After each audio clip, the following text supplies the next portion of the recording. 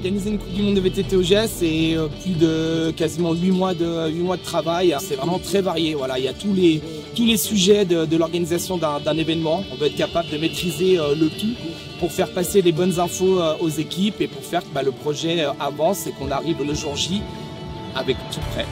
On n'est pas notre premier événement vélo. Entre les Crankworx et les Coupes du Monde de VTT, on a eu le temps de s'organiser, d'investir dans du matériel et d'évoluer petit à petit. Ça va donc de la préparation des plateformes télé sur les deux pistes, descente et cross-country, à l'électrification des différents stands. Une vingtaine d'employés du mois d'avril en juillet. Pour la Coupe du Monde à proprement dit, c'est environ 1200 heures de travail réparties sur ces 3 mois. Ça amène aussi une animation et une émulation au sein de l'équipe du centre technique. C'est pris chaque année comme un défi. Tout a commencé il y a un peu plus de 30 ans maintenant. Donc la clé de ces succès, d'abord la passion, au-delà des intérêts et des enjeux économiques.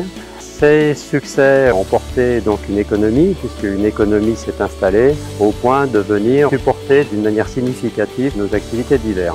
Le département de la Haute-Savoie fait confiance au GES pour organiser les manches 2023-2024. Nous remercions le département pour cette confiance. Moi, je suis Marie Tardy, je suis la Community Manager de l'Office de tourisme des GES.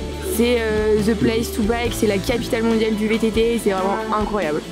En termes de chiffres, on a 250 bénévoles, on a 250 médias accrédités, plus de 11 000 m² de paddock. Voilà, c'est une grosse machine qui se met en place pour accueillir l'élite mondiale du VTT.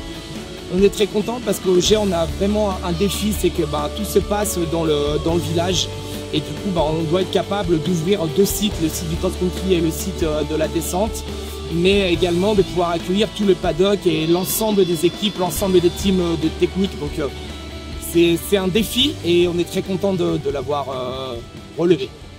Ouais, ça a été une autre édition fort enlevante ici au GES, que ce soit dans la descente ou dans le cross-country. Bon, Dame Nature est aux aléas cette année, encore une fois, pour les Alpes, mais ça n'a rien enlevé au spectacle. On a eu une victoire d'un Frenchie, encore une fois, dans la descente masculine. Et quel spectacle avec une victoire d'Eleonora Farina, sa première victoire en Coupe du Monde après 10 ans. Et dans le cross-country, malgré l'absence de certains des grands noms, les athlètes nous ont réservé tout un spectacle. Alors, félicitations à tous, félicitations aux athlètes, aux organisateurs, aux bénévoles et merci, merci, merci.